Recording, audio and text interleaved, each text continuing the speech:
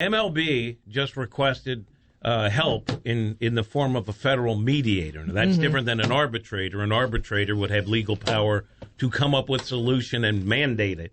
A mediator is just someone that'll help you with the discussions. Right. It tells me that was sort of a white flag. The hope of us getting closer doesn't seem to have any traction there. Well, and this happened right during, was that like the strike in the 90s? Was that like the 94 era that they had the federal mediator? Yeah. And that didn't work out, right? At least from what I heard, that it didn't really work out. Bill Clinton appointed somebody specifically. I know that it's worked out for other leagues, but why do you think specifically it hasn't worked out for Major League Baseball? I know that we only had that one example, but because mediators can only mediate, they can't solve. What they do, a mediator will try to come up with scenarios and compromises, but they can't force it on you. That's why it doesn't work. So unless the two sides, I do think it's good PR for Major League Baseball for that side to say, hey, we want to fix this. Let's bring a mediator in. I don't know if that's actually going to solve the problem. In a way, it tells me that a solution to this may be further down the road than we anticipate, which is sad because spring training should be opening up soon, and it doesn't look like there's any progress that makes you think that's going to happen, which is awful. And I think the difference between this and past work stoppages or labor problems, even in other leagues, like usually, and this is just my take of what I see and hear, usually fans are on one side or the other. It's the players versus the owners. I just think baseball fans right now don't care. Well, yeah. They're just mad at baseball, period, which isn't a good sign. No, it is. And I mean, because there really is, you see that and you're just like, really? You guys can't even just find some way to come together? You need a federal mediator now to work this out? And like you said, we're, what is it, like maybe 10 days away from when pitchers and catchers typically report? It just doesn't, it's not a good look because people want baseball. They want something to look forward to. And we all had to work through kind of like a scary time with the pandemic, and I know that they did too. And now people want something to look forward to with, a more regular baseball season, and they want to see it work out. It's not a good look, It looks selfish in a lot of ways. And so regarding the 94-95 mediation where Donald Fear was the MLBPA boss, he told a reporter yesterday, quote, "It was a joke. It had no value." And there were all kind of agendas at work in the mediation that had nothing to do with the agendas of the parties trying to resolve the dispute. And also basically saying that during that strike, the mediation didn't have any success until the National Labor Relations Board got involved. And there was actually a federal judge that got involved with an injunction. It was actually Sonia Sotomayor, who's now on the Supreme Court, randomly. But the other part of this is, and there's a precedent, with the federal mediator getting involved in labor relations with sports, the government comes in, usually things don't happen real fast. Yeah. So I was looking at different timelines where this doesn't help. I think some people look at this and said, "Oh, this is going to speed up the process."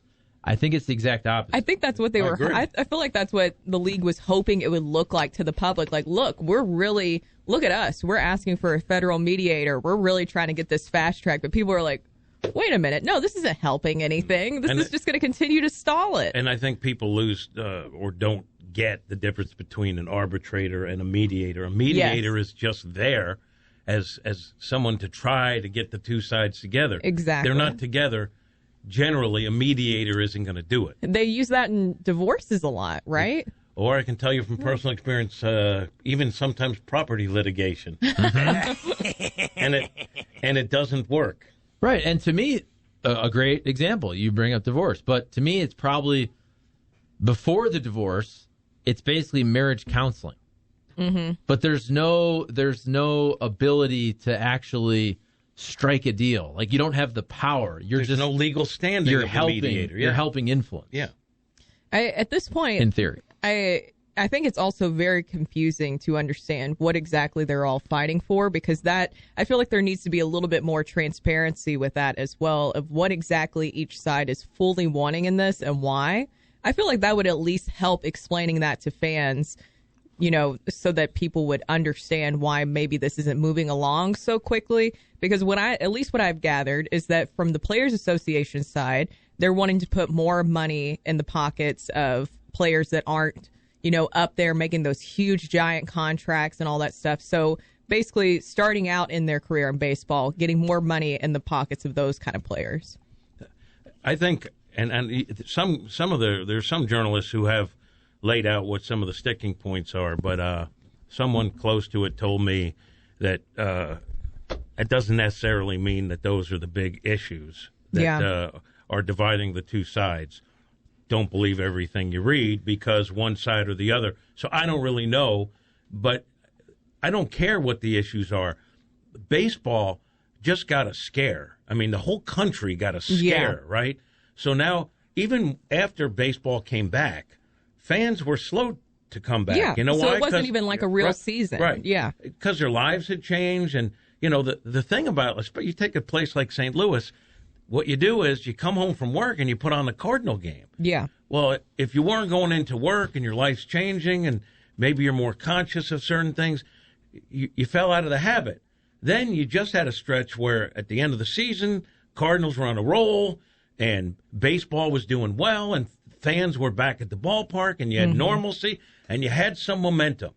Now you threaten that momentum because of these issues. And I understand both sides are looking out for, their self-interest, which I'm fine with. But collectively, they should understand you had momentum. Yeah, you could lose that momentum real quick if you have a shutdown, and maybe fans won't come back next time. Yeah, I think that's a fair point. So I'm trying to read some of the things that have been reported about what the players are going for and all that. I'm reading from this NBCSports.com article, and this is interesting to me. And I've been on the players' side the whole time. I think the owners have had a lot of wins against the players in Major League Baseball. The last couple negotiations, the values of these teams have skyrocketed like they have in all other professional sports. I understand that that's not a liquid necessarily. Okay, if the Cardinals are worth whatever billion, $3 billion, whatever the number is, I understand that's not a liquid asset. You can borrow against most of these assets. But here's a nugget that I think is interesting. Industry revenues have increased by approximately 53% since 2012 through 2019 to an estimated $10.4 billion in 2019. So this is pre-COVID, because obviously the last couple of years the numbers are skewed. During that time of record revenue growth, minimum salaries have not increased by more than 5.42% from one season to the next. So I do think the players in baseball deserve a larger slice of the pie.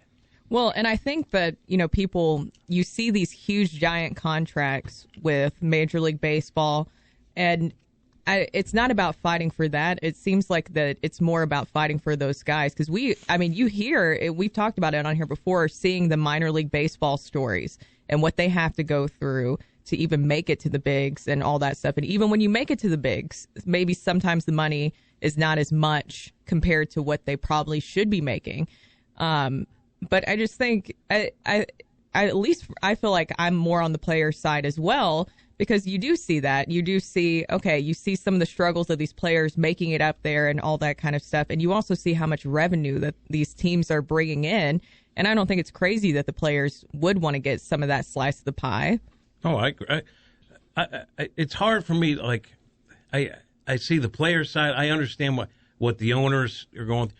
To me, the easiest fix is that minimum salary where the owners gave a little. Like, to me, if you make it to Major League Baseball, you've defied all odds. Now, I'm not saying 1 year in Major League Baseball should make you set for life, right? Yeah. But, I mean, up that that minimum salary. Yeah. It seems like chump change to me. And if that's a sticking point, anyone who makes it to Major League Baseball has done the unthinkable. I mean, when you think about how many kids play baseball, how many get there, they should get paid. And the issues about control and how much money, those are things that I think are the bigger sticking points. And if you're the owners, too, you're thinking, well, we pay all these bonuses for draft picks that may or may not pan out. Minor league baseball, we foot the bill for player development to get them to this point. But I agree with you.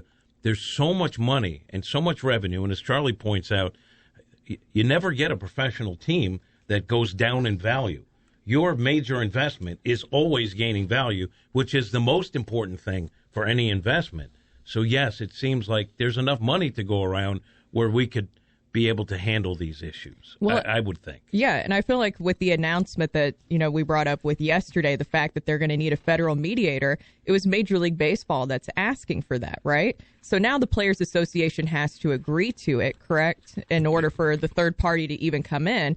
But the way that it also, I feel like people will be more on the players' side is because at this point, Major League Baseball is asking for a federal mediator. So they know, look, we keep pushing back spring training. This is hurting the players and this is hurting the fans. And we know that bringing in a federal mediator is going to take more time and push back spring training even more. And we've discussed many times how important that is to players, especially pitchers, when it comes to getting ready and fully prepared for the season. And they can't even use any of the facilities right now that they need to get fully ready. And I know a lot of them, of course, are doing training on their own, but they're having to do that out of their own pockets. And hopefully it will be the right regimen and program that they'll need to be fully prepared for the season. We could bag, a couple of weeks of spring training. Spring training's too long anyway. Yeah. So you could chop off 2-3 weeks and still be fine. You go beyond that, and that's some serious issues about prep, for the season ahead. And I would think too, there's revenue lost by not having spring training for teams and owners too. You would think that once paychecks and revenue are affected, that's when things get serious. The mediator seems like it's a symbolic gesture. No one thinks that that's going to speed up anything. I think once money is lost on both sides, hopefully that won't cause them to take things more seriously, and whatever compromises have to be made on both sides are made. I just feel like it looks like if they, this is just what I imagine right now, that both sides are just on the side of a cliff and one's just waiting for the other one to fall through. That's just what it feels like, that somebody eventually is going to have to give up. Yeah, I think at the end of the day, I think the players are going to get some minor victories, but I don't think the owners are going to budge on some of this really substantive stuff. Now, what Kat said, I believe the owners have already agreed, or the proposal to raise that minimum from $570 to $615. Yeah, but I think the real issues are in terms of the players want to hit free agency quicker. I don't think the owners are going to budge on that whatsoever. Yeah. Now, would they budge on paying folks earlier if you're really good? I think it's about when you hit arbitration. I think that's one of the, from what you read. And again, I've been told, don't believe, but that's one of the things that's when you hit arbitration and the whole arbitration process. Right. They also want the luxury tax to be raised because that's a de facto salary cap that's used by a lot of these teams here. And then to me, this is important. It's an economic argument, but to me, it's about competitive balance and watching the sport. The tanking in baseball is awful. Yep. And the tanking in baseball happens because you get such great draft capital and you can get the number one pick and all that. And it's not good for the game. How many teams are actually trying to win? Not very many. So it is tied to economics, but if these teams were incentivized more to compete, if you didn't just automatically give the crappy whoever it is that year, the Baltimore Orioles, the number one pick, if you had some type of lottery system, if you incentivize teams that are competitive and just fall short of making the postseason, that's where the sport is better. And also maybe those teams will spend a little bit more. Yeah. Well, because then you watch the Pirates and you're like, what is this organization even right now? Yeah. What are they doing? For a while. They don't spend money.